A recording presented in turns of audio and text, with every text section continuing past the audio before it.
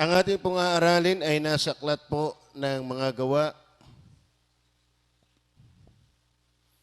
Ito po ay tala ng mga gawa ng Holy Spirit sa unang iglesia. Chapter 4, verse 21. Whole chapter po tayo, pero nais ko pong basahin ang verse 21, then verse 24 hanggang 31.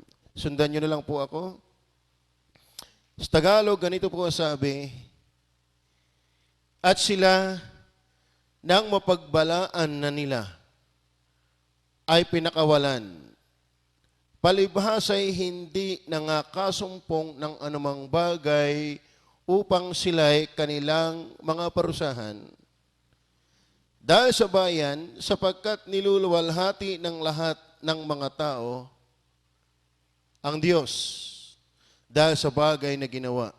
Verse 24, sila ng kanilang marinig ito ay nangagkaisang itaas nila ang kanilang tinig sa Diyos.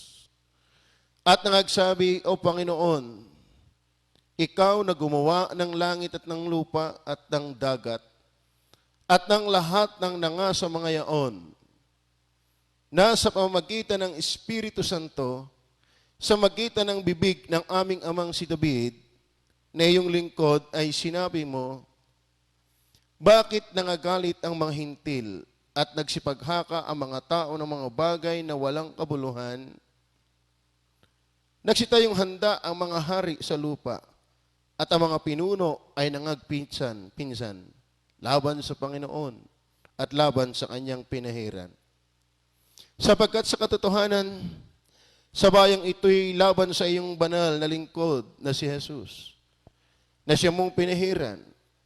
Ang dalawa ni Herodes at ni Poncio Pilato, kasama ng mga hintil at ng mga bayan ng Israel, ay nangagpisan-pisan upang gawin ang anumang naitakda ng iyong kamay at ng iyong pasya upang mangyari. At ngayon, Panginoon, tingnan mo ang kanilang mga bala at ipagkaloob mo sa iyong mga alipin na salitain ang iyong salita ng buong katapangan. Samantalang iyong iniuunat ang iyong kamay upang magpagaling at upang mangyari nawa ang mga tanda at mga kababalaghan sa pangalan ng iyong banal na si Jesus. At nang sila'y makapanalangin na, ay nayanig ang dakong pinagtitipunan nila at nangapuspos silang lahat ng Espiritu Santo at kanilang sinilita na may katapangan ang salita ng Diyos. Tayo po muna yung manalangin. Mapagpala namin Diyos sa langit, pasuyo po ng iyong kapatawaran, pangunguna, pagkasin ng Santong Espiritu, nawa ang iyong mga salita ay hindi matanikalaan sa aming mga unawa, sa aming mga puso. Magdulot ito patuloy ng kaunawaan, kalakasan para maharap ang aming kasalukuyang pinoproblema ng pandaigdigan. Tulungan niyo kami at patawarin kahabagan sa pangalan ng Panginoong Jesus. Amen. Okay. Magandang gabi uli, hapon. Tayo po ay nag-uusap sa usapin ng panalangin. At ang ating pong pamagat na gustong ipamagat sa ating pag-uusap ay hinango ko doon sa verse 24. Ito po yung panalangin na ang pinaghuhugutan ay sinsirong damdamin dahil sa kasagsagang nangyari sa kanila. Alam po natin ang istorya, nangangaral po ang mga alagad, nagpagaling po siya ng taong may kapansanan, at sila'y nangangaral tungkol sa Panginoong Sus, sa pagkabuhay na maguli, at pinapangaral niya na walang ibang tagapagligtas kundi ang Panginoong Sus.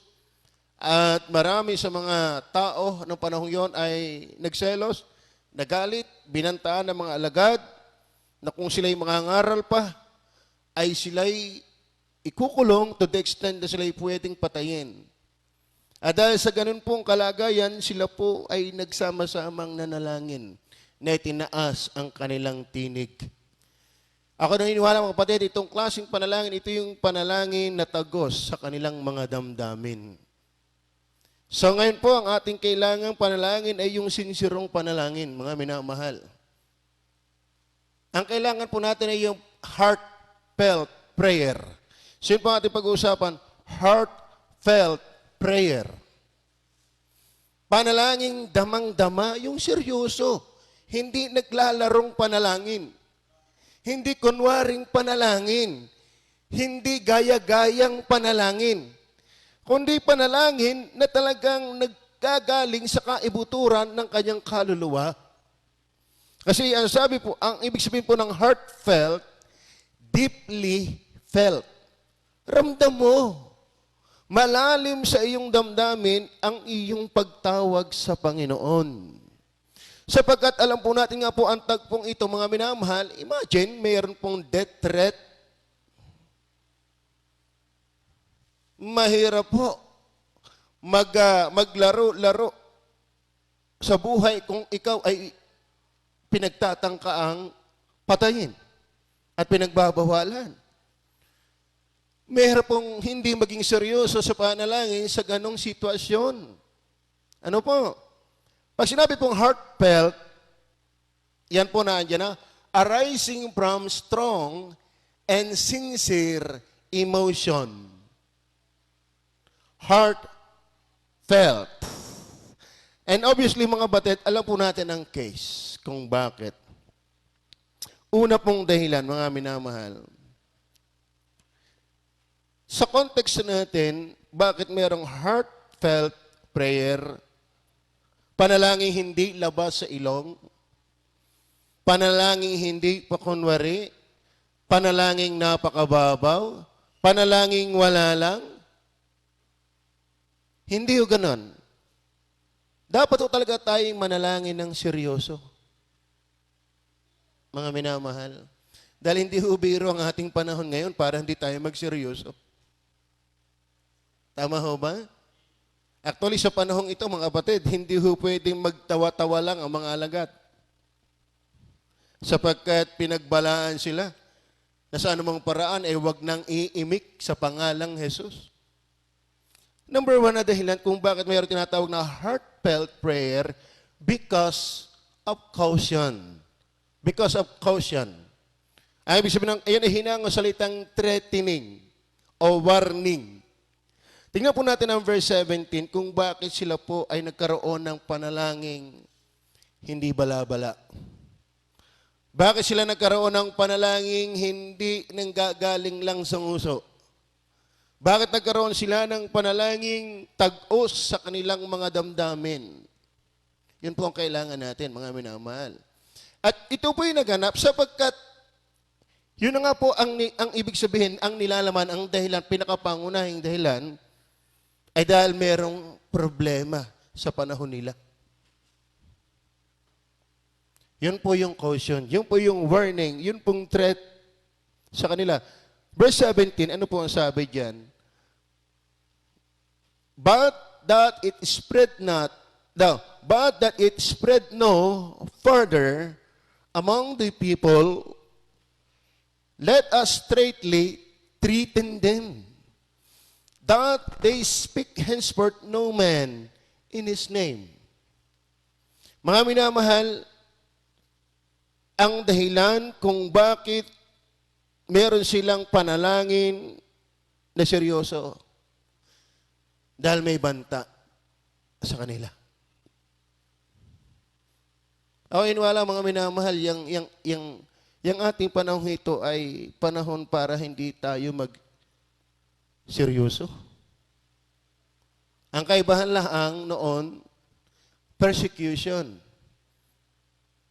Pero ito, sa atin, hindi tayo pinipersecute. Iniingatan tayo. Kaya tayo pinagbabawalang lumabas. Kaya tayo pinagbabawalang maglamyarda. Kasi ang banta sa atin ay ang inkob.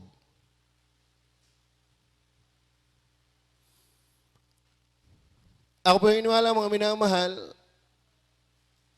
doon sa mga taong aktwal na sinapit nito, hindi man sila tunay na mananampalataya ng Diyos, ang kanilang puso, ang kanilang damdamin ay sinsiro sa pagtawag sa Diyos. Wag na ho nating antayin, tayo pa ang i-quarantine. Tayo ang dalhin sa ospital para tayo manalangin ng seryoso. Wag na ho sanang umantong doon. Tama? Sapat na po nababalita natin na may 2 doktor na namatay na. 4 ng doktor. May mga pulis na na-quarantine. Maging si Pimentel ngayon. Si Senator Pimentel, ayon sa ulat, siya po ay naka-quarantine na rin. Naka-confine na rin. So marami pang balita, almost 500 na ang confirmed plus. At ilan na ang namatay? 33. Itong sitwasyong ito, mga minamahal, ay hindi ho panahon para magkunwari sa panalangin. Ang panahong ito po ay hindi para ang panalangin ay walang kainit-init. Hindi ito yung panahon na ang panalangin ay nakikiride on ka lang. Kahit sa Biblia, sa panahong ito, mga minamahal, sila ay nanalangin na itinataas nila kanilang tinig sa Diyos. I do hope yun po ay nanggagaling sa kanilang malalim na pananambitan sa Diyos. At kung yung aaralin ng context na talagang sila ay nahingi ng tulong sa Diyos sapagkat nandun yung banta na sila ay pinatitigil sa pangaral to the extent na possible na sila ay patayin pag ipinilit. Kasi sa Old Testament time, mga minamahal, si Nehemiah, alam po natin si Nehemiah kung kayo nagbasa ng Bible. Noong mabalitaan niya ang katayuan ng Jerusalem, especially yung Wall of Jerusalem, siya'y nalungkot sapagkat ang Wall of Jerusalem ay larawan ng napakahalagang sangkap sa kanilang bansa. Ang wall ay protection. Madaling kubkubin, madaling masakop ang Israel kapag giba ang Wall of Jerusalem. Madaling mawasak, madaling mamatay. Mahina ang Israel pag broken ang wall. Ang Diyos ang ating wall. At tayo pinoproteksyonan ng Diyos through prayer, through Bible reading, when the wall is broken.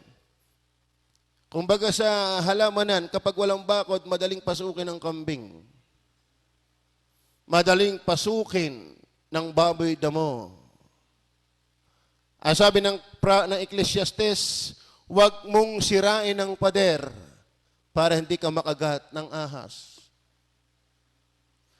Ang Kristiyano na malayo sa Diyos ay buhay na walang pader. Ang Kristiyano na nabubuhay sa kasalanan ay buhay na walang pader. So in time ng ganyang pagkakataon na makita ni Nehemiah ang kalagayan, siya ay nalambot. At kung inyong babasahin ng chapter 1, siya'y nanalangin ng taos sa puso. Panawagan sa bawat ganitong tagpo ng panalangin ay hindi dapat pabiro. Nang panahon na gustong ipapatay ng ni Nebuchadnezzar ang lahat ng wise men sa Babylon, kasama po si Daniel ang kanyang 3 friends, sapagat madali ang pasya dahil hindi na ipaliwanag yung napanaginipan na Haring Nebuchadnezzar. Dahil sa maraming ipapapatay, including yung mga anak ng Diyos, they pray. Heartfelt prayer. Are you with me? Mga batid, mga minamahal, sa mga tunay ng anak ng Diyos, ang ganitong panahon natin ay panahon na kung saan dapat ang ating panalangin ay sincere. Huwag na ho tayong maglandi sa mali. Totoo po mga minamahal, hindi ho nakakatulong para magkaroon ng seryosong panalangin. Nalaman mo naman may kilik-kilik kang kasalanan sa iyong buhay. Pwede nga tayo pa naging sanhi kung bakit pinahihintulutan ng Diyos ang mga ganitong nangyayari. Well, automatic, given na po na ang mundo po ay nasa kasalanan. Given na po na ang mundo po ay nasa ilalim ng galit ng Diyos. Pero pwedeng isa sa sanhi na kung bakit walang tunay na resistance na i-pour out ng Diyos ang kanyang galit, meron pong posibilidad na ang iglesia ay nabubuhay katulad ng sistema ng mundo. Katulad ni Lot sa panahon ni Abraham. Nung ginunaw ang Sodoma at Gomora, siya'y mananampalataya, pero hindi naging hadlang para hindi matuloy ang paggunaw ng Diyos sa Sodoma at Gomora kahit nandun si Lot. Dahil si Lot ay namalot.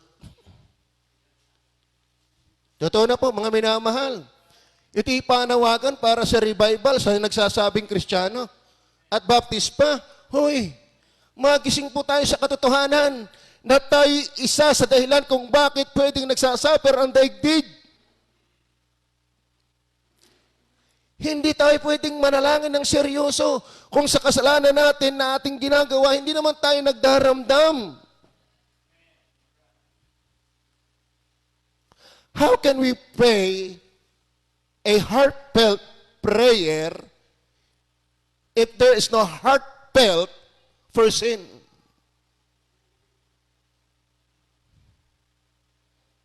Amen?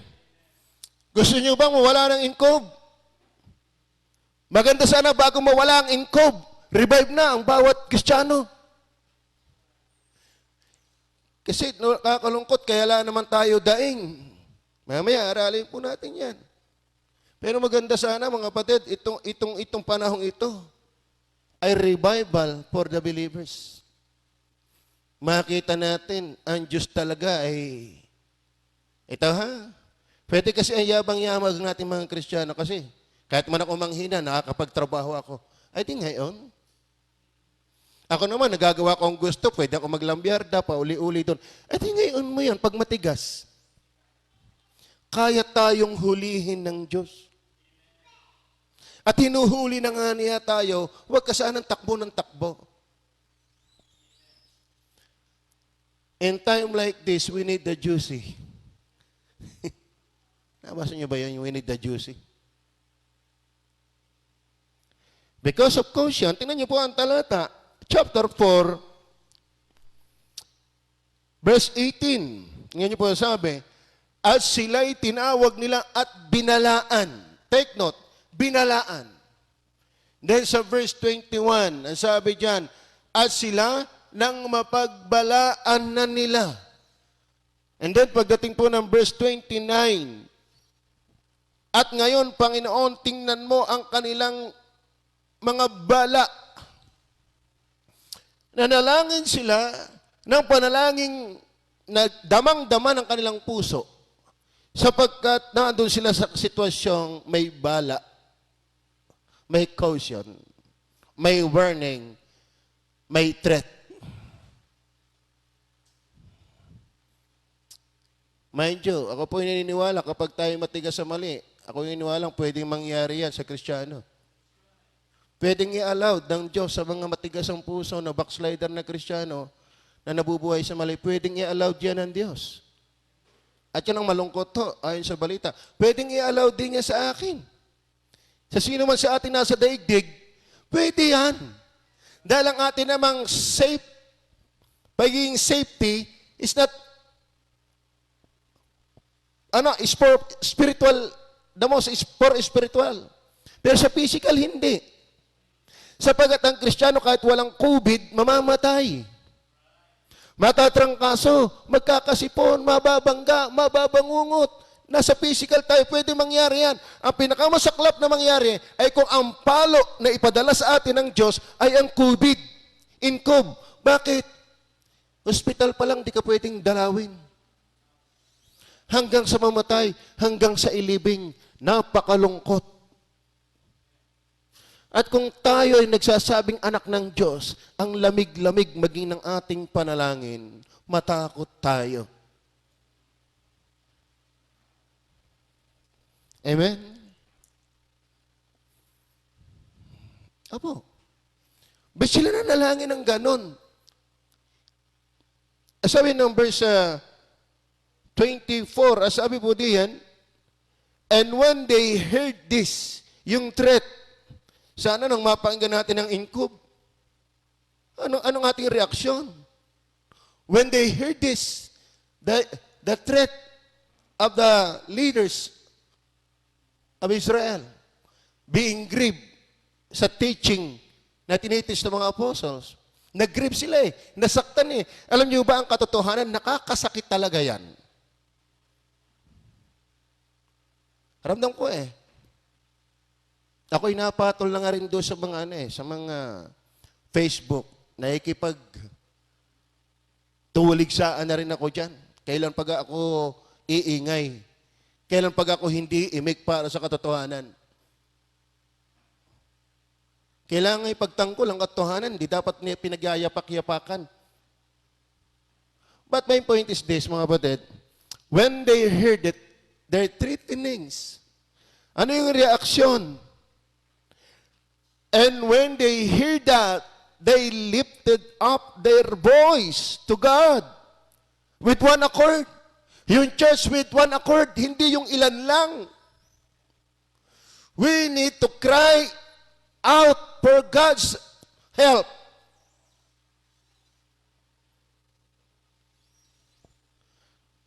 Mahirap pong magkaroon ng mainit na damdamin sa pananalangin kung hindi ito nakapag-aayos muna ng ating buhay.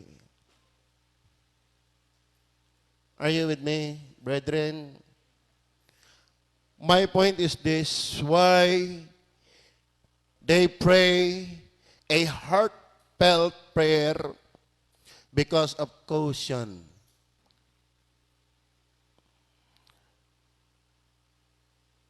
That lead the people to pray a heartfelt prayer. Matindi na po ang nagaganap, mga minamahal. Matindi na po. Kaya pag-pray din natin ang Pangulo. Ipag-pray din natin yung mga nasa front line. At ipag-pray din natin ang ating mga sarili na tayo ay kabawasan na doon sa mga sinasaway. At yung mga pasaway, ay sana sila na. Sila na ang dapuan. Kailangan na Ano? That's one of the reasons why heartfelt prayer ay naganap. Because of caution. Yung threat, yung warning. Winarningan sila hinwala, winawarningan ho lahat ng tao ngayon. Huwag aalis ng bahay. Huwag palipalipa na. Yung iba nga palipalipa na, pabarik-barik pa Sa totoo na, talagang ang Panginoon yan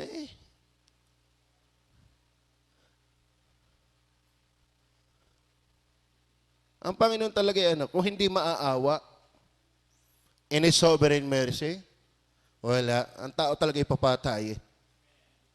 Ang ugali talaga ng tao ipapatayin. Unless na mayroon tinatawag na divine intervention of God's mercy, people are worthy to suffer sa ganitong panahon. Okay, number 2, mga minamahal. Heartfelt prayer because of caution. Then number 2, because of compelling reasons. Bagaman one of the reason ay yung caution or threatenings or yung warning, apoy inwala mga kapatid na meron din pong pinag-uhugutan kung bakit ang mga alagad nung sila'y bantaan na wag nang mangaral muli sa pangalan ng Panginoong Hesus, ay sila'y nanalangin ng panalangin damang-dama. Ano? Ang sarap ko ikinanalangin yung dama mo na ikaw inanalangin. Hindi naman tayo nakasalig sa damdamin, pero hindi naman tayo tuor para hindi makaramdam dapat. Tamang hindi hubasihan ng damdamin. Pero kung gumagawa ka ng isang sinsirong bagay, napakahirap na walang damdamin. Tama? Para ka nagsasalita ka ng I love you, basta na lang I love you. Oy, I love you. Nasaan ang damdamin? Tama? Dapat may feelings. Ngayon, ito po yung dahilan. Meron pong nagko-compel, meron pong pumupersa kung bakit sila ay nagkaroon ng heartfelt prayer. Number one po, kasi ganito po their desire to do is still what they are doing. Ang compelling reason, ito nakakalungkot po mga minamahal sa maraming tao ngayon.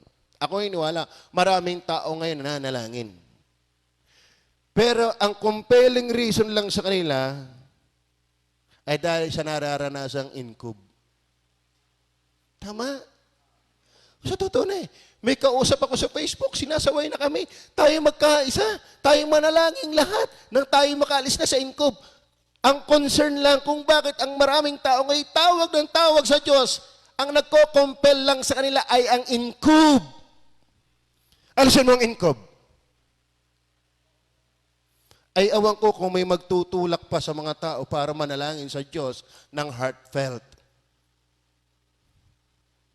Sa totoo na, baka nga may mga baptist, ganyan din Naniniwala ba kayo? Sa totoo na, baka maraming baptist ngayon marubdob manalangin dahil lang ng incub. Pero medyo mga minamahal, hindi lang sa threat, hindi lang sa caution, hindi lang sa warning ang dahilan kung bakit they pray like that. Heartfelt prayer. Ako po yung iniwala mga minamahal, pag binasa po natin ang konteksto, kaya meron silang heartfelt prayers, ayaw nilang mahadlangan. Ayaw nilang matigil ang kanilang ginagawang paglilingkod at mga magagandang nararanasan sa Panginoon. So, totoo na.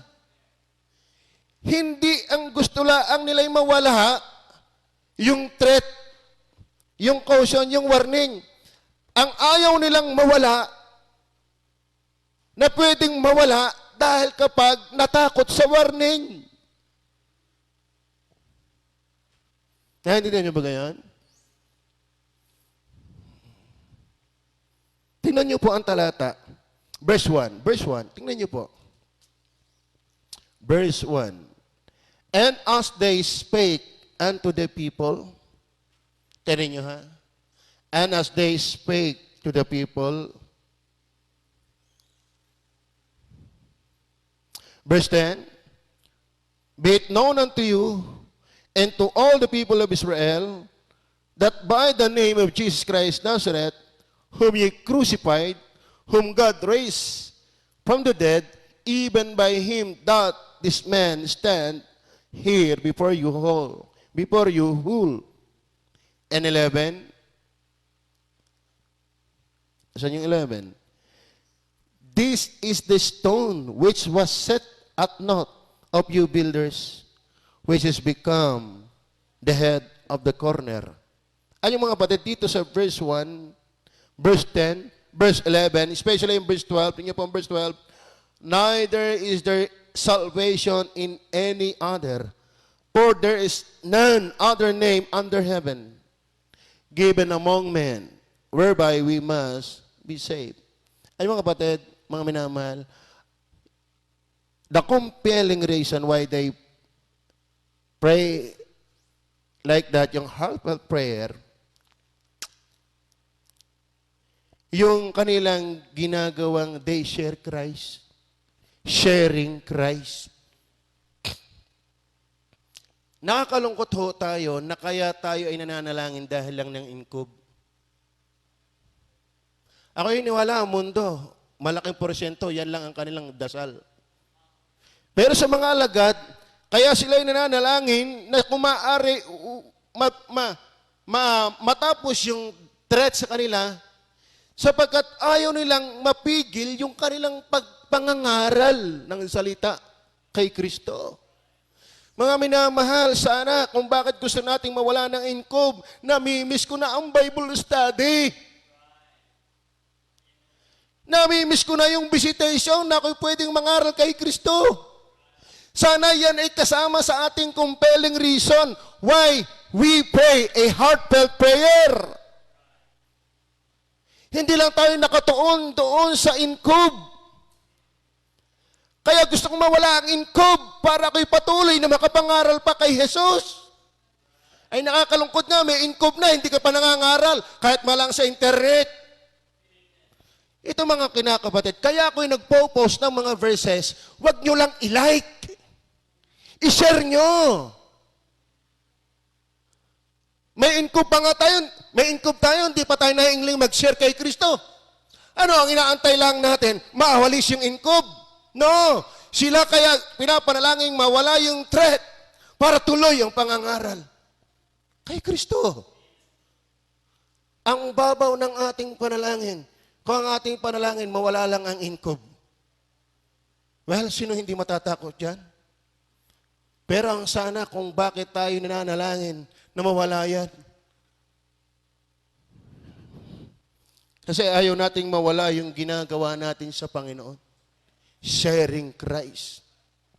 Are you there? Tingnan niyo po, verse 11. Verse 11, baka naman kayo, nakakalungkot naman.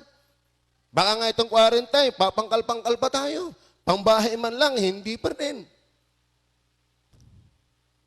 It's time for us to have a heartfelt prayer. Because of caution, because of compelling reason. Pag sinabing compelling reason, ano mga kapatid, pag ikaw ay sanay talaga nangangaral para kay Jesus, isa sa isasama mo ng loob sa inkob, nahadlangan ako na yan eh. Tama ba? Kasi namimiss ko ako'y nagala. Namimiss ko ako'y nag-share ng Word of God. Ay halata mo hindi namimiss, hindi ka man lang nagbabahagi ng salita ng Diyos kahit sa internet. Ang babaw ng ating panalangin. Hindi tayo lalalim sa panalangin. Walang damdamin, ang babaw. Parang korne. Pag ang bottom line lang ng iyong panalangin, mawala ang inkob, ang babaw niyan. Mga minamahal, ang panalangin ng mga alagad kung bakit kung maaari sana, wag silang mamatay so that they can still share Christ. Ikaw, bakit ayaw mong mainkob? Ano yung dahilan lang? Sana, kaya ayaw mong mainkob. Marami pa akong mahal sa buhay na hindi ko personal na napapangaralan. Malababaw pa tayo, mga minamahal. Sa totoo na, hinahanap ko yung mga Kristiyanong naalingaw-ngaw sa Messenger, naalingaw-ngaw sa Facebook. They're trying their best to share Christ. May nabalita pa nga ako, parang aalisin yung live stream sa Facebook kasi ang dami daw pa baptist na gamit ng ganyan ngayon. Parang gusto nilang awatin ang mga baptist na i-share ang Word of God sa live streaming. Ay halimbawa, nawala yan. Halimbawa, nawala nga.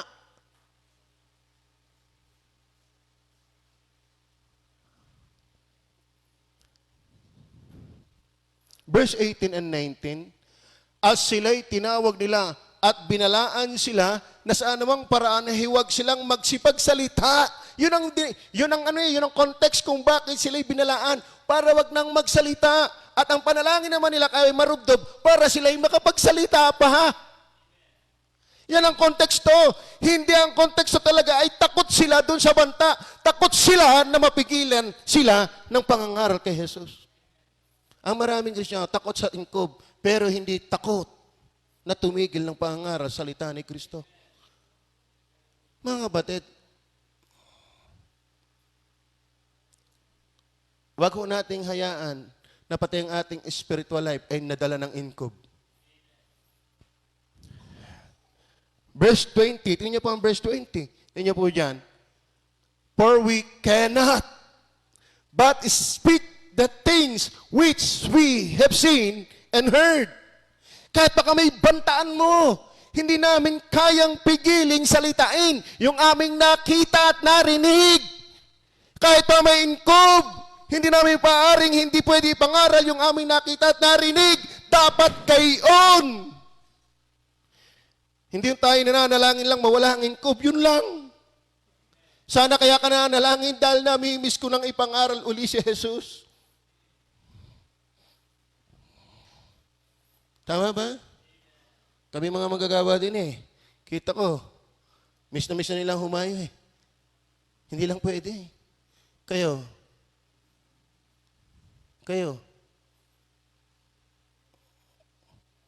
Because of compelling reason, not the main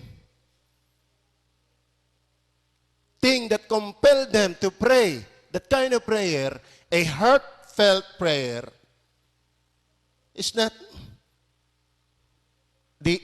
only the warning, but their desire to share Christ. Number 2, just ilalim po na yan, kung ninyo kung mapapansin, verse 23, tingnan niyo po ang verse 23. Are you still with me? Nanonood ho ba marami? Alam niyo, mga minamahal, nakakalungkot, ang layo natin sa konteksto ng Bible in time like this. Many of us, our main concern, why we pray with a kind of a heartfelt prayer is because of only inkob only. Pwede ho ba yan? Opo. Ganyan din ho ang unbeliever. Kaya nakakaawa ho tayo eh. Marami hong panalangin ng unbeliever ay ang concern lang ay inkob. Nakakahiya naman na tayong mga believers, yan din lang ang concern natin. Kailan pa ito matatapos? Diyos ko, maawa ka sa mundo. Yan lang ang alaman mo. Nakakaawa kang Kristiyano. Dapat kaya marubdob ang panalangin mong mawala ang inkob na yan. Gusto ko na uling magsimba. Tingnan niyo po ang verse 20, tingnan niyo po ang sabi ng verse 23.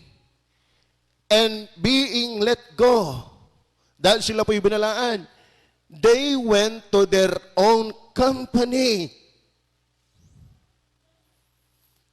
Sa Tagalog, ano yun? Sila, nang kanilang marinig ito, ay nangagkaisang itaas nila ang kanilang tinig. Mali siya, wala sa English eh. Sa Tagalog. Verse 23 pala yun. At nang sila ay mga pakawala na, ay nagsiparoon sa kanilang mga kasamahan. Yan ang namimiss nila. Yan ang mawawala sa kanila. Kung bakit sila, Lord, sana po makalampas kami dito sa banta ng mga leaders na ito na kami itigil. Ang maganda sana ng panalangin, hindi lang yung inkob. Kasi dahil ang inkob na yan, namimiss ko na ang company.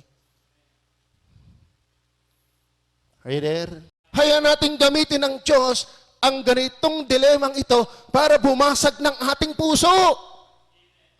Na namimiss natin gawin uli yung pag-aakay ng kaluluwa at pagpunta sa company ng saints.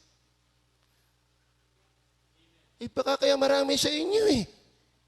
Mawala na saan ang inkob, di na uli ako nakakadalaw kay sister. Hindi ko na uli nakikita ang aking crush. Sana basagin ka ng inkob.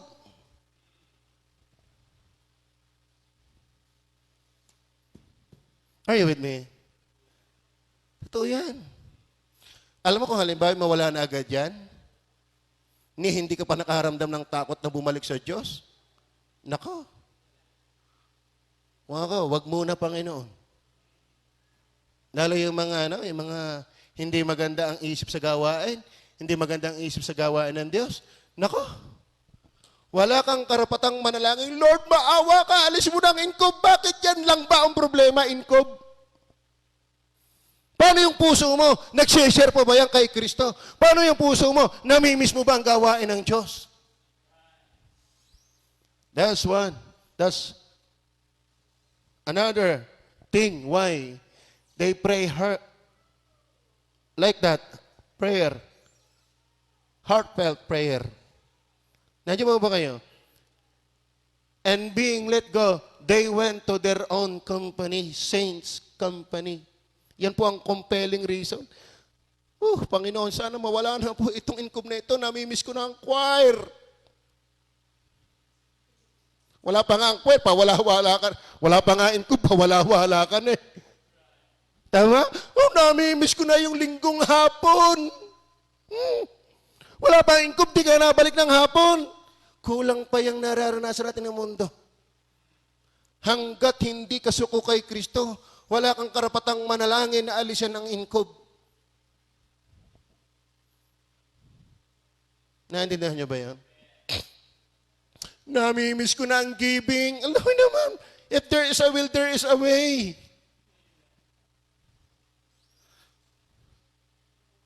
Amen? Then verse 13, tingnan niyo po ang verse 13.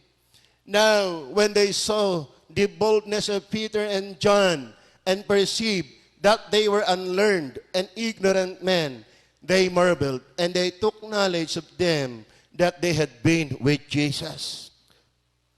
Staying with Jesus.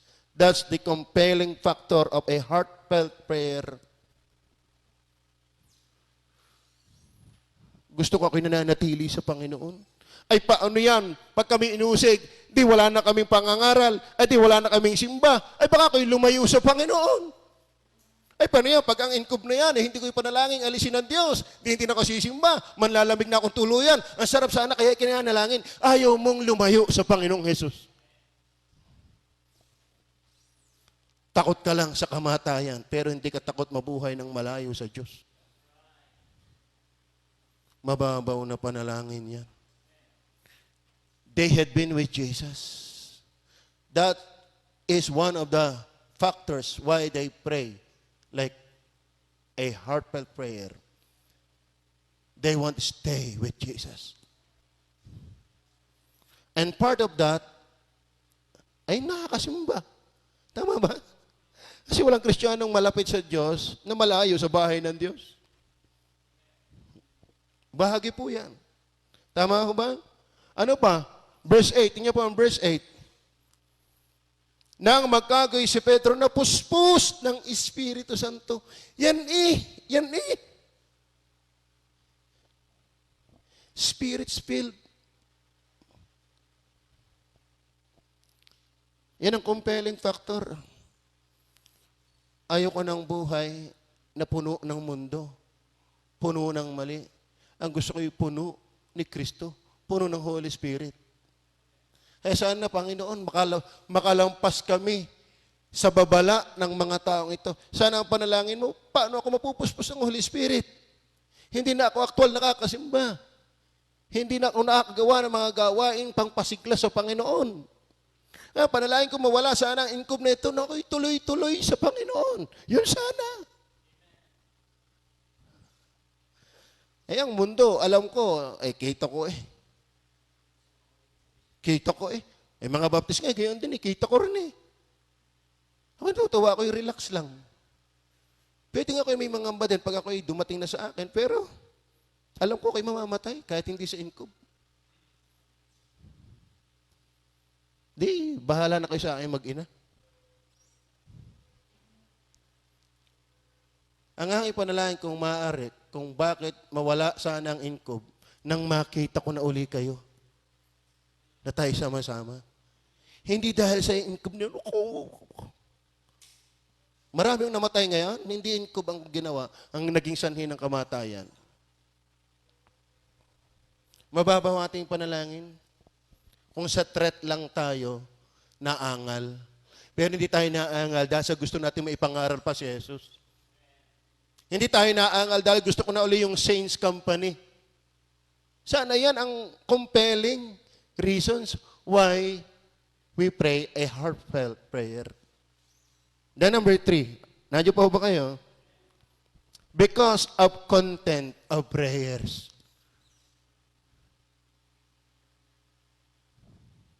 Ulitin ko ulit sa inyo ha.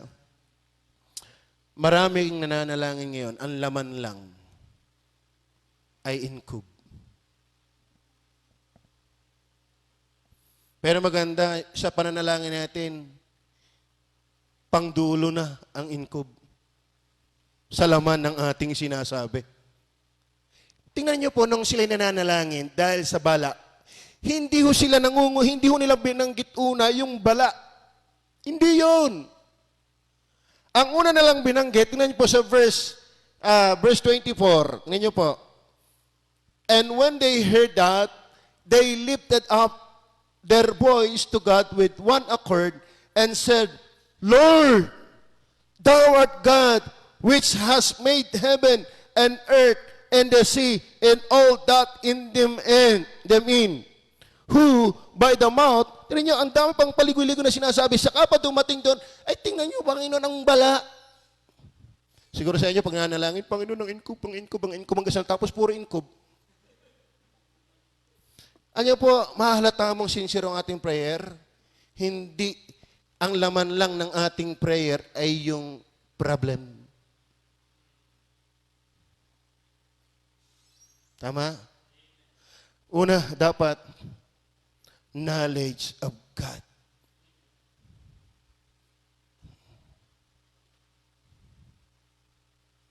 Tama? Tingnan po sa amin verse 24. And when they heard that, they lifted up their voice to God with one accord and said, Lord, thou art God, which has made heaven and earth and the sea and all that in them is. Sa panalangin, unahin mo ang Diyos. Dapat nagbubulay. Dapat may knowledge tayo sa Diyos. Ang alam lang natin ay yung problema pero ang Diyos ay hindi. Kaya pag sa panalangin, ang focus, problema, hindi ang Diyos. Dapat maging ang laman ng ating panalangin. Ang focus ay Diyos, hindi ang incob.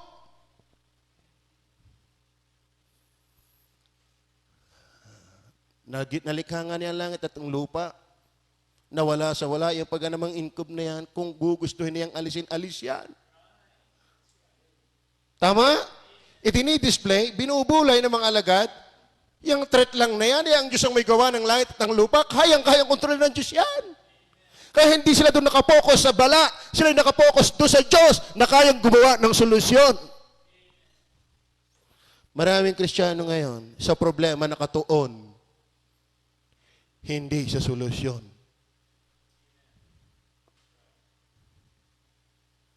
Kaya kitang-kita mo takot na takot, hindi sa Diyos, sa problema. Naaawa ko sa mga Kristiyanong nababasa ko sa Facebook, Panginoon, kailan pa ito? Kailan pa ito? Kailan pa ito? Wala ka pang karapatang maalis yan hanggat hindi ka pa nabalik ng totoo sa Diyos. Maniwala kayo. Dahil kung ito yung maaalis na hindi ka pa revive, mas lalong madaling mabuhay sa mali. Tama? Tama. Oh. Oh. Kaya ba'y nare-revive na dahil ng incob? Kung hindi pa, magtatagal pa yan. Sabi nga doon sa paalala kung gusto mong mapadali na maalis na yung quarantine na yan, adi huwag kang magtagal ng pagsunod. Kung gusto mong madali, ang problema, magmadali ka sa pagbabalik sa Diyos. Tama? Tama ba? Knowledge of God. Then, verse 25, tingnan po ang verse 25, na sa pamamagitan ng Espiritu Santo, sa magitan ng bibig ng aming amang si David. Bakit na may mention niya ang aming amang si David? Nagbabasa to. Sa prayer, mga kapatid, hindi ang inunay yung truth Hindi yun ang nasa unahan. Kinakalkal niya ang Diyos. Kinakalkal niya ang salita ng Diyos. So sa prayer, mga kapatid, para masabing heartfelt prayer, dapat ito ay prayer because of content of prayers, knowledge of God, knowledge of the Word of God. Kasi ang tunay na panalangin, nakabase sa salita ng Diyos. Hoy, nawala ang Diyos yung napakaalam para magkamali. Bakit nagkaroon ng inkob? Ang Diyos yung maalam. He allowed. Are you there?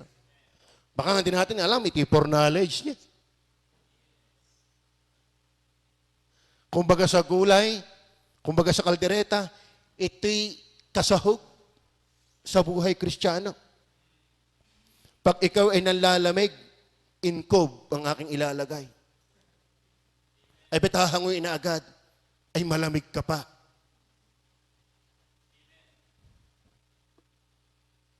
Word of God. Ako yung iniwala mga kapatid, kayo nanonood. Mas masarap magbasa ngayon ng Bible kaysa doon na nagdaan na walang inkob. Eh, kung naman hanggang ngayon hindi pa rin magbasa ang Bible, talagang wala kang karapatan, mawala ang inkob. Anong tigas ang kayuko mo? Maiintindihan ko ang mga believers, ang tigas ng ulo, pasaway. Ay, ikaw, baptist ka. Tigas ang ulo mo sa Diyos. Tama ba? Tama ba? Oh, tingnan niyo po ang Bible. Hindi ka ura-urada. Ang target ng kanilang prayer, mawala ang threat. No. Ang kanilang target, Diyos na lumikha ng langit at ng lupa. Tapos kinote niya si David, may alam sa Word of God. Yan ang hirap sa atin. Tagal na nating baptist, wala tayong alam sa Bible, kaya nai-inkob ang mundo. Kaya siguro yung katrabaho mo, hindi mo nawiwitnessan. Yung kapitbahay mo, hindi mo nawiwitnessan. Kaklase mo, hindi mo nawiwitnessan. Tapos ang sama pa ng patotoo. Alaman mong bawal ang love life na hindi pa sa panahon. Ang sama ng ugali mo. Ang sama ng habit mo. Amen? Tapos aangal ka sa Diyos. Lord, bawa ka sa amin. Hoy! Wala ka pang karapatang malis ang inkob hanggat di ka nagbabago sa Diyos.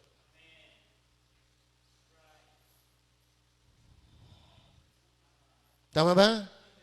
Tama ba? Oo. Dahil ko yung niwala ang nangyayaring ito ay judgment for the world, but trials for the church. Inkob is judgment for the world, but trials to those who belong to the Lord. Lalabas ang tunay nating pagkatao. Tama. Tama? Marami sa atin walang alam sa Bible. Eh ngayon, walang trabaho. Quarantine. Magbasa! Ay nung wala kang trabaho, hindi ka na makapagbasa, ay di ngayon. Eh halimbawa, naalis na agad, ay wala pang sarap ang pagbabasa, wala pang sarap ang panalangin, eh di hindi nakatulong. Kaya huwag kang magmakawang alisin agad yan. Hanggat hindi pa nababago ang ating buhay sa Diyos. Kita ko mga baptist. Talaga hanggang kailan nga tayo kaawaan ng Panginoon? Hanggang kailan kaya ito mawawala? Eh baka na may ikaw na nanalangin yan, may kim-kim kang pasama ng loob. May galit ka. Paano mawawala? Alisin mo muna yung inkob ng sama ng loob, inkob ng kasalanan. Yan ang tunay na inkob eh. Hey? Let's try our best to open wide our minds. Magkaroon tayo ng kaalaman na hindi nakatuon lang sa sarili. Hindi pang inkob lang. Manalangin tayo ng laman, merong knowledge of God, merong knowledge of the Word of God, merong knowledge of the foreknowledge of God. Kung babasahin niyo po dito, ang verse 25 hanggang 29, who by the mouth of a servant David has said, why did heathen rage and all the people imagine vain things? The kings of the earth stood up, and the rulers were gathered together against the Lord and against his Christ. For of a truth against thy holy child Jesus, whom thou hast anointed, both Herod and Pontius Pilate, with the Gentiles, all the people of Israel were gathered together to do whatsoever they had, and thy counsel determined before to be done. Alam mo, naniniwala sila na ano eh. Kaya sila nagalit. Kasi, mangyayari talaga yun. Nabasa ko na kay David eh. Nakapanukala talaga yun. Kaya naniniwala mga kapatid, hindi aksidente ang inkob. Kumbaga sa kaldereta, ito pwedeng sili, ito pwede yung pulbos na tinapay para masarap. Kapag nanlalamig ang Kristiyano, yan, inkob. Kaya kung ikaw ngayon, nasa inkob na tayo, hindi ka pa naalis sa mali, you have no any rights to pray, Lord, alisin mo na ito. Tama? Yan lang ang concern mo eh. Ni hindi mo pa yata miss ang buhay na malaya sa mali. Tama? Oh, gusto ko nang bumalik sa simbahan, yung naiwanan ko na, dapat iwanan. Yun ang iyong kasabikan, maalis muna. Sana pagkatapos ng inkob, biglang dami tayo. Yan ang magandang mangyari. Yung pagkatapos ng inkob, tayo ay walang paglagyan. Bakit? Marami na tauhan. Mahirap nga pala kahit ang dami kong pera, hindi mo pwedeng umalis. Ang masama nito, wala ka ng pera, hindi pa maumalis. Hindi pa pwedeng umalis. Yan ang tinatawag na tabing silangan na. Sana ito ang inyong ipanalangin. Alisin nyo na po pa ng inkob. Aawit na uli ako ng maayos sa choir. Attend na uli ako ng maghapong linggo. Ako'y sasama sa mga nag-aakay ng kaluluwa. Ako'y magbibigay ng aking tithes and offering. Yan ang iyong ipanalangin bago yung inkob. Inkob ka ng inkob. Yun muna ang iyong panalangin. Dahil automatic na yan, pag nakita ng Diyos sa tayo nag-aayos, aalisin yan. Tama ba? Knowledge of dependence for God. Tingnan yung verse 29 to 30. And now, Lord, behold, there are three things. Tamo, bago nakarating doon, nasa verse 29 na. Tama? Nauna mo na yun sa Diyos, nauna mo na yung salita ng Diyos, nauna mo na yung kaalaman ng Diyos sa hinaharap, bago pa sila nanalangin, kasi sumasalalay na sila sa Diyos. Kasi kilala nila, alam mo ganito, ang tunay na panalangin, sumasandi ka na sa Diyos. Bakit? Nabulay mo siya. Alam mo siya sa kanyang salita at yung kanyang panukala. Hindi natin pwedeng kakapa-kapa tayo. Lord, ano ba talaga nangyayari? Bakit ganito ang daigdig? Bakit ikigayaan? Di ko ang panik. Hindi sana tayo kakapa-kapa. Alam natin what is happening. Yan ay nasa Bible. Hindi tayo mismo ang kraming na kraming, ay nasa Bible nga yan eh. Nakatakda yan. Then knowledge of the importance to continue to God. Tingnan niyo po, verse 29 to 30. And now, Lord, behold, their threatenings and ground unto thy servants, that with all boldness they may speak thy word. Yun eh. Alam nilang mahalagang makapagpatuloy pang may pangaral ang iyong salita. Kung maaari, iligtas mo kami sa kanilang mga bala. Ito sana, Panginoon, kung papayag ka, mawala ang inkob nang ako'y makapagpatuloy pa sa iyo. Yan ang maganda. Then number 4. Are you there? Number 4. Heartfelt prayer. Heartfelt prayer.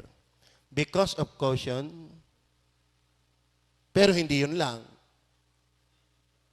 Because of compelling reasons. Ano yung compelling reasons? Sharing Christ, saints company, staying with Jesus, spirit-filled. Yan sana nagtutulak. Kung bakit Panginoon, alisana yung inkob na yan. Then because of content of prayer, halata mong sincere tayo. Halata mo ang ating panalangin ay ang nanggagaling sa malalim na dahilan. Dahil ang content hindi mababaw. Hindi nakatuon lang doon sa problema. Kaya yung iba, pag nakatingin sa problema, Panginoon, pag hindi mo nalis yan, di ako lalayo na ako ng lalayo sa iyo. Sino tinakot mo? Nananakot ka pa ng lagay na sa Diyos. Hindi gayon. Kaya ka nanalangin, ang content mo, knowledge of God, knowledge of the Word of God, knowledge for knowledge of God, knowledge of dependence for God, knowledge of the importance to continue to God. Then, number 4 naman, because of consequences. Alam nyo, halata mo na ang prayer ay heartfelt prayer. Dahil ng mga resulta nito. Are you with me? Ito ha, malalaman natin na heartfelt ang prayers kapag ang mga resulta sa ating mga buhay ay pang Diyos at sa Kanyang gawain. Are you there? Pero kung ang resulta nito ay, yes, wala na kayong cope, tuloy ang ligaw kahit mali. Tuloy ang partner kahit sa unbeliever. Tuloy ang hindi pagtatouch. Tuloy ang hindi pagpa-first fruits. Tuloy ang hindi pag-attend ng linggo maghapon. Pag yan ang naging bunga, hindi ka talaga nanalangin. Dapat ang panalangin, ang bunga pang Diyos at panggawain niya. Hey, kung ngayon pa lamang wala kang nakakaramdam ng pananabik sa gawain ng Diyos, mahirap yan. Tama? Tama pa. Baka naman ito yung panahon palalo ng ligawan kasi nasa bahay-bahay lang. Pambira, sana yung bahay mo, yan ang unang ma-incob. Yung kasutilan mo ng... totoo na. Nakakalungkot dahil ang unbeliever, ang tigas ang ulo. Mas nakakalungkot, dilubyo ng mundo, tigas pa ng ulo mo. Tama? Hoy, yung inyong cellphone, gamitin nyo na ngayon ng ayos. Dahil ako'y pwedeng manalangin pa sa Panginoon, Lord, tagalan mo pa. Marami pang Kristiyanong pasaway.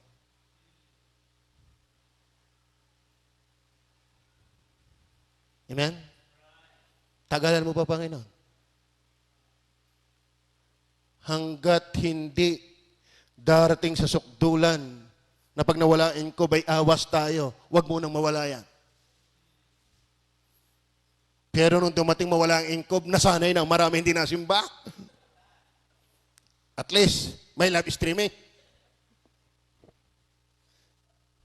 Because of consequences. Tatanda rin nyo ha, verse 31 to 37, malalaman natin na ang ating panalangin ay heartfelt prayers kapag ang mga resulta ng ating ipinapanalangin sa ating buhay ay pang Diyos at panggawain ng Diyos. Ano yon? Tingnan niyo po verse 31. Malapit na po tayo matapos. And when they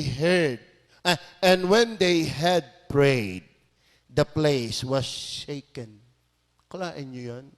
Yan ang sinisirong panalangin, nakakayanig.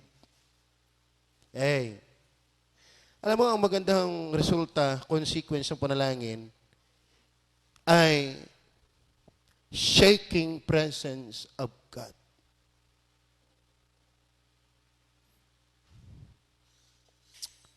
Amen.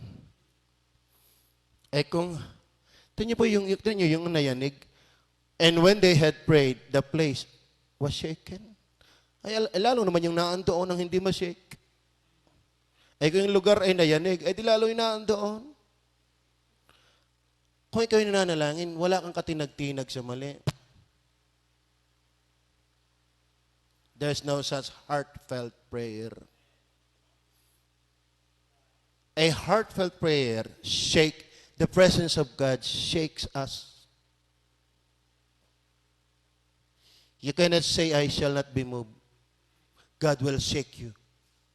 God will shake me. That must be the consequence of a heartfelt prayer. The presence of God shakes us. Kaya kung matigas ka pa, wala ka pang heartfelt prayer. Marami nga din yan biyaya ng Diyos. Dati hindi nasimba, hindi pa rin nagla-live streaming. Ngayon, marami ngayon hindi nasimba, at least ngayon nakakapag-live stream. Eh ngayon, kung dyan hindi ka pa rin mabago, wala ka pa rin pangarap, isang araw matapos lang ito. Ayaw ko maghapon dyan, dala ko ang ties, dala ko ang offering, lulungarin ko ang mga manggagawa ng pasalubong. Ay, ako may pagpikit ko, ako mananalangin ng mawala yung income na yan. Pero kung hanggang ngayon, the presence of God does not shake your life, wala kang heartfelt prayer. Are you there? Not only that, tingnan po ang verse. Asan ba ako? 31, verse 31. 31 pa rin. And when they prayed, the place was shaken, where they were assembled together, and they were all filled with the Holy Ghost. Tignan niyo yun? Ang ganda-ganda na nila dati, bago magka-problema, ay lalo silang gumaganda eh. Ay di dapat naman lalo tayo hindi na maganda ng una. Ay di dapat tayo habang ganito'y naganda. One of the good consequences of a heartfelt prayer, not only shaking presence of God, spirit feeling. Dapat tayo sa kasagsagang ito, abay napupuno tayo. Bakit? Abay kung tayo magbasa ng Bible, ang dami na eh. Not like before. Kung tayo manalangin, ay not like before, ang dami na eh. At di tayo napupuno ng prinsipyo ng Diyos. Pag ang konsekwensya nito, ay lalo kang tamad sa bahay mo, patulog-tulog ka lang. At pa-text-text lang sa iyong mga kawalanghiyaan. Mind you, hindi ka kasama sa nananalangin ng marubdob. Are you there? Tama? Spirit feeling. Tingnan po, verse 31. Nandiyo pa ba kayo? Verse 31. And when they had prayed, the place was shaken, where they were assembled together, and they were all filled with the Holy Ghost, and they spake the word of God with boldness. Ito po yung yung tinatawag na bakit sila ay mayroong heartfelt prayer? Because of consequences. Positive po yan. Shaking presence of God, spirit feeling, speak the word of God with boldness. Alam nyo, halatang sincere ang panalangin mo, hindi ka takot ipangaral ang salita ng Diyos. Alam mo, nakakalungkot. I-share mo na lang yung inilagay ko sa Facebook. Hindi mo pa, like lang ng like. Ang intensya ko dyan, sa unbeliever mabasa, sa believer ipasa. Ano ang nasa isip mo? Anong plano mo, Kristiyano? Pwede ang panahong ito'y lumapit na o dumating na ang Panginoong Hesus. Anong plano mo?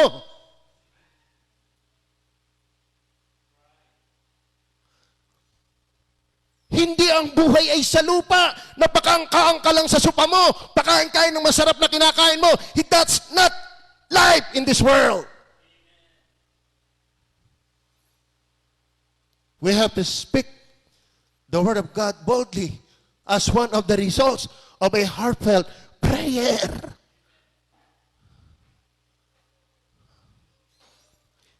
Amen. Tama yan. Panahon ng paglalaba, hindi ho maghapong maglalaba ka. Tamang panahon pagsisibak. Kung wala kang masibak, sibakin mo na rin ang paa mo. Dapat ito'y panahon para ipangaral ang Diyos ang kanyang salita. Tama?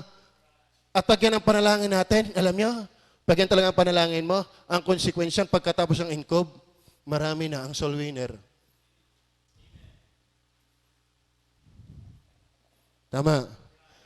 Eh kung ngayon palang kasagsagan hindi ka malang makaimik, at ilisensya agad yan sa iyo para manatiling huwag ka nang umimik pag nawala na agad yan. Nakakauma. Magaling nga, tayo hindi nawala ang kuryente. Magaling nga at hindi nawala yung communication. You can still share Christ. Alam nyo, sinasadya akong maglagay ng mga verses. Alam nyo ba, ang daming unbeliever. Alam sa totoo na, mga batid, nag-invite ako ng maraming friends sa aking Facebook. Why? Hindi ko makilala ang mga yon. Para yung mga talatang ilalagay ko doon, mababasa nila. Totoo yan. Totoo yan. Marami ako nilagay doon, hindi ko naman kilala. Ay ano kung sila mga walang iya, ay ano man, hindi ko alam. Bahala ka na. Ang gusto ko lang, yung ilalagay kong talataan doon, mababasa mo. At alam mo, ang dami doon naglalike. At ang dami pa nagsishare. Pero membro, kung hindi pa ako naglagay. Nasaan ang plano mo? Huwag kang ang manalangin na mawala ang income. Wala kang namang planong mag-akay ng kaluluwa.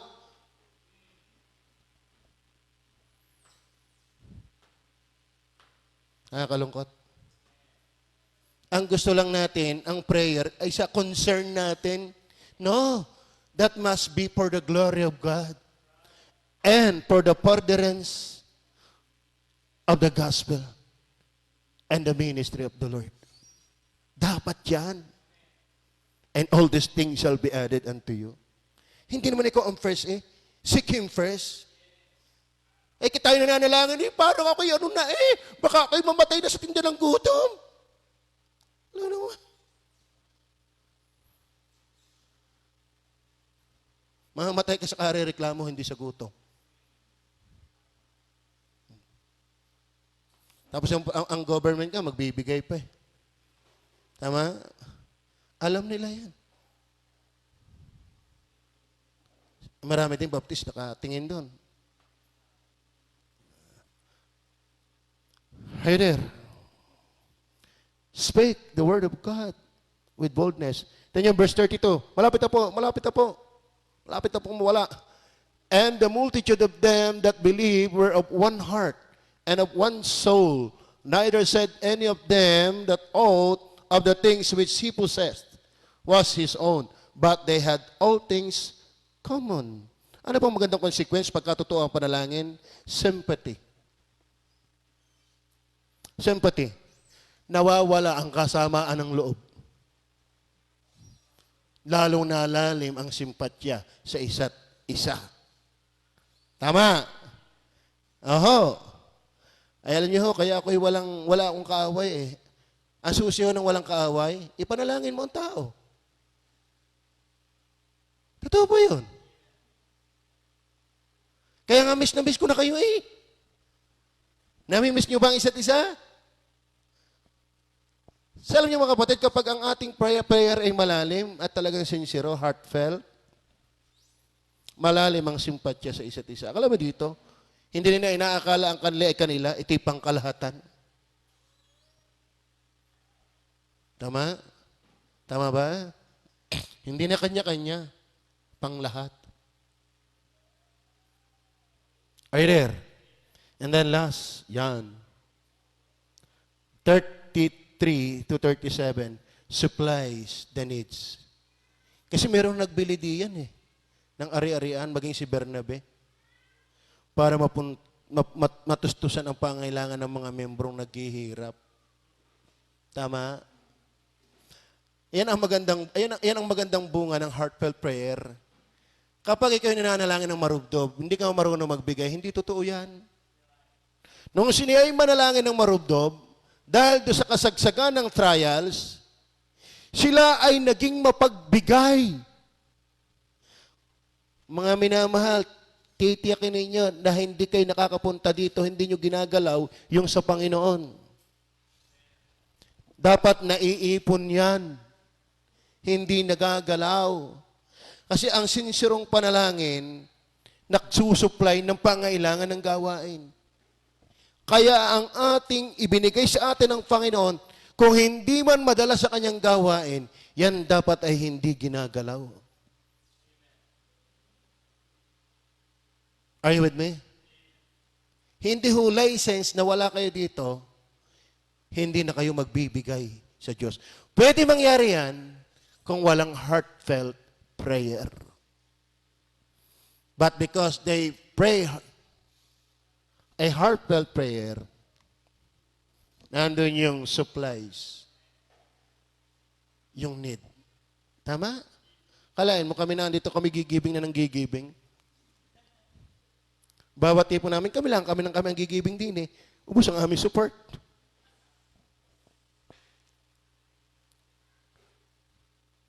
Huwag niyong gagalawin ang sa Panginoon. Amen? Yan ay kung nananalangin kayo ng heartfelt prayer. Kung hindi, mahirap asahan yan. At ang tingin ko, hindi ka candidates na effective manalangin na mawala ang incob. Tabi manalangin. Mapagpala namin Diyos sa langit, salamat po na marami sa pangaral ng iyong mga salita. Sana po kami ay merong gayong panalangin, a heartfelt prayer. Because of caution, because of compelling reasons, because of content,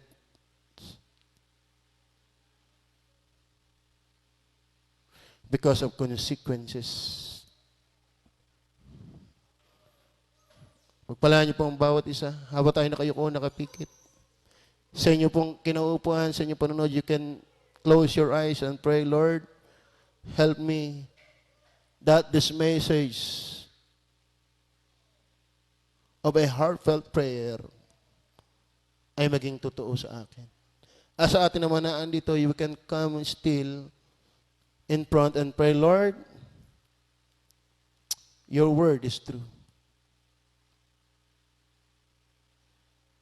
Sana ako'y nananalangin hindi lang dahil sa problemang ito. Sana ako'y nananalangin, Panginoon, dahil ayaw kong lumayo sa iyo. Ako'y nananalangin, gusto kong ikaw ay napapangaral pa. Ako'y nananalangin, O Diyos, gusto kong ako'y maging kagamit-gamit pa.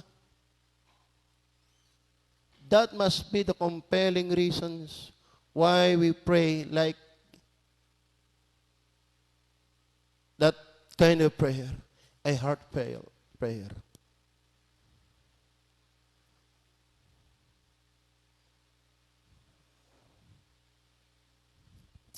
Mapagpala namin Diyos sa langit. Ikaw ang nakakakita sa amin. Napakalamang, napakatotoo, napakasigurado, hindi kami nagpapangi-pangitang ngayon. Pero ang totoo, kita mo kami araw-araw. Alam mo, O Diyos, kung kami may karapatan para sagutin na mawala ang threat, na mawala ang income. Alam niyo po, kung kami ay kabilang doon na yung threat na yon ay pagbigyan mong mawala. Dahil ang panahong ito ay nagiging dahilan para bumasag ng aming puso, para ikaw ay hanapin ng totoo, para kaming manalangin ng damang-dama sa aming buhay. Kahabagan niyo kami at pagpalain. Sa pangalan ng Panginoong Hesus. Amen. Okay, prayer request na po tayo. Meron pa po tayo 25 minutes. Ang ating pong ipag-pray ay ang ating kasagsagan. Sana makakarating talaga sa Diyos ang ating panalangin. Base sa ating napag-aralan. Amen, no ba? Kasi kalain mo mga kapatid, nung sila'y mayanig, na-shake yung place. Madali na pong ma-shake ang place kung na-shake natin ang Diyos. Dahil ang ating buhay ay maganda. Nasa alignment. Tama ho ba? So pag-pray po natin na sana ang income na ito ay gamitin ng Diyos sa mga churches. Tama ho ba? Ipag-pray natin na ang income na ito ay maging revival sa bawat churches. Sana wag na tayong manalangin muna agad na mawala hanggat hindi pa tayo revive. Hayaan mo nang mamatay muna sila dahil wala sila sa Panginoon. Anong gagawin? Ganyan ang buhay. Hindi naman tayo ang may tangan. Ganyan talaga yon. Kasi hindi naman, ang kamatayan, pag tumawag na sa iyo, sa panahon man ng income o hindi, darating yan. So, wala tayong magagawa. Pero ang ating panalangin, kung ito'y magluluwat, ay dahil marami pang hindi revive. Tama. Tama ka ba? Gusto niyo bang mapadali ang income? Magmadali na ho tayo sa Panginoon. Huwag na tayong daming-daming alibay, daming-daming justification. Binabasag din ng Diyos yung ating mga justification na yan. O sa totoo na, baka kaya tatagal yan, ang dami mong mga justification. Yun naman Christian din hindi lang Baptist. Durugin niya ng Panginoon. Kita mo? Dudurugin niya ng Panginoon. Dapat lahat na nagpapalayo sa atin sa Panginoon. Dapat yung mga nagpapahina sa atin sa Panginoon. Dapat yung nagpapatigas ng ating konsyensya para gawin yung tama. Ay alisin natin. Gamitin ng Diyos ang panahong ito. Ngayon kung hindi ka pa naiingle, ay magtatagal pa yan. Matigas pa ang ulo natin Gusto niyo po bang magtagal yan? Kaya ngayon, habang kayo hindi pa nakaka-attend, ay attend na kayo diyan. Huwag namang late. Pambihar live streaming na, late pa. Para nakita sa quotation ni Jerome yun So pag-pray po natin, nagamitin ng Diyos na revival ang dilemang ito sa mga churches. Tama? Para pati yung mga pastor, wala nang pagalingan, wala nang pabidahan, puro lahat yuyuko sa Diyos. Tama. Ang galing ng Panginoon. Supil lahat. Sige, sulaw. Matigas. Pag nagmatigas ka sa Diyos, hindi ka didinggin ng Diyos. Kahit mga pastor. Dapat ang mga pastor ay din. We need to humble down ourselves to God and to each other. Tama. Walang magaling na pastor. Tatandaan ninyo yan. Walang magaling na pastor. Lahat tayo naligtas sa biyaya lang ng Panginoon. Tama? Sa pag-pray po natin, yan po ang ating pag-pray. Ang ating Pangulo, ipag-pray po natin. Nakakalungkot, nababasa ko sa sa Facebook. Hindi tinutulungan, binapatikos palalo. Nakakalungkot. Yung binasa kong talata, yung susunod muna kami sa Diyos, bago sa tao. Tama ang konteksto doon. Kasi, binabawalan silang maglingkod.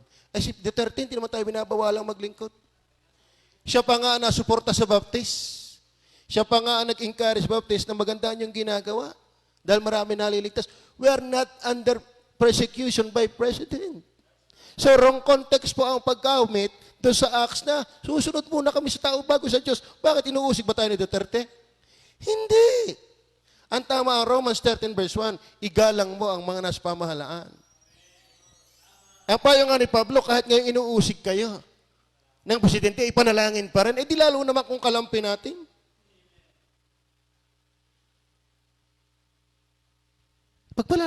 Pag-pray natin ang bansa natin. Ang hirap po, anong ginagawa ni Duterte? Kala mo nagkangahawa na ang dalawang senador natin at yung pulis natin. Tapos kung ano-ano pang sinasabi ng iba. Tama? O yung Baptist na may mukmok na din, hindi naman nag-aayos. Wala rin. Okay, pag-pray natin yan. Doon na lang muna tayo tumutok. Siyempre, ating pag-pray ang mga Kristiyano. Kayo ba'y nakain pa? Kayo ba'y damay sa COVID-19? Sabi ko sa inyo, alam niyo po, ang plano ko, dahil ako po yung nakakaalam ng kasta ng ating pamamera, hindi ko marami ang pera natin. At kung ito ilalawig pa, ay wala tayong magagawa. Di magaling ngayon mag-rapture na. Pero hindi ito sarado doon sa hindi mahihiyang anak ng Diyos na sasabihin, Pastor, wala na ho kami. Text lang kayo. Magsabi lang po kayo. Dahil kami naman na nandito ay mag-a-adjust din. E di, magbabawas muna kami. Kasi kapag kinuha namin ng support, halos wala na sa kalahati ang tira. Ngayon, kung kayo mangailangan pa, edi, kaya mas magsabi na agad kayo no mas maaga. Kasi baka makuha namin agad yung aming support bago sa kakailalapit, walang maitutulong sa inyo. Ngayon, kung talagang kayo nasa pangailangan matindi, hindi pa namin nakakuha ang support namin, edi makakatulong pa. Makakapag-add nag-adjust agad kami in advance. Pero kung kami nakakuha, dahil wala pa naman nalapit, saka kayo lalapit, di lalong kakunti ang ating maitutulong. Di siguro kami ay mag-o-offering. Kami maglalab offering. Kami mga gagawa para itulong doon sa talaga. Si Kuya Boy, at ipag-pray po, wala po talaga sila. Kaya tayo po ay nagpadala doon ng tulong. Dahil kung saan na ho sila ng hagilap, makasurvive lang. Ay, ang problema nito, wala silang live stream. Wala. So kung kayo po ay may kilalang kapatiran na para yung inilagay kong picture pag natapos ang quarantine, yes! Tapos na quarantine. Ano? Ay sabihin nyo lang po. Ano? Doon po yan sa walang-wala ha. Huwag naman ho kayong lalapit ng talagang meron pa naman. Ay paano naman kami? Ano? Ay kawawa naman si Henry. Ano? Kita nyo man ang body. Magaling si Arlene, nababawasan ng ano. Tsaka si Tina, tsaka si Eric. Ay pag nadaan sa bintana, akala ko sino mga buntes. Ano? So pag-pray po natin yon. Kung kayo po ay nasa matinding pangailangan, wag po kayong mahiya. Text lang po. Text lang. Magaling sa mga ninong ko may buko, may baboy, may manok, may saging. Alam mo yung barangay quarantine, yan ay minsan-minsan pwedeng labagin din yan. Para yung saging makarating sa amin. Ano? Yan may paminsan-minsan ay pwede. Ano ha? So tayo po yung manalangin. Sana miss na natin yung isa't isa, mga minamahal. Ano? Sana pagkatapos nga po, ipag-pray natin, pagkatapos ang inkob, kung ang Diyos ay papayag pa. Kaya malagay Habakuk chapter 3 verse 2. Sa panahon ng iyong galit, alalahanin mo ang iyong awa. Ang Diyos po'y galit, pero pwede nating ipanalangin yung kanyang awa. Tama ba? Tama ba? So ayun natin ipanalangin. Sana pag naawa sa atin ng Diyos, puno ang simbahan. Amen? Puno ang kaban ng simbahan. Bakit? Hindi nyo naman ginalaw eh. Okay. Kasi nag-pray kayo ng sincere, ba't nyo gagalawin? Alam nga naman kami lang din ang dukot ng dukot, kayo naman din gastos ng gastos. Okay, meron pa ho ba? Ano yung prayer request? Okay. So, naka-focus na tayo. Kung kalooban ng Diyos, ito, ang gusto nawang mangyari, gamitin ito ng Diyos na revival. Pandalwa, yung kapatiran, matulungan natin. At makaabot yung ayuda ng government. Tama? Sana itong panahon ito mga kapatid, hindi ito panahon ng lalong pagkakasala. Hindi ito panahon para ikaw kung ano-ano ang gagawing mali. Ito panahon lalo ng pagninilay, paghingi ng awa sa Diyos at revival. Tama ba? So yun po ang ating panalangin. Tayo po mananalangin na. Baka si brother makalampas sa curfew. Si Rinin, ano?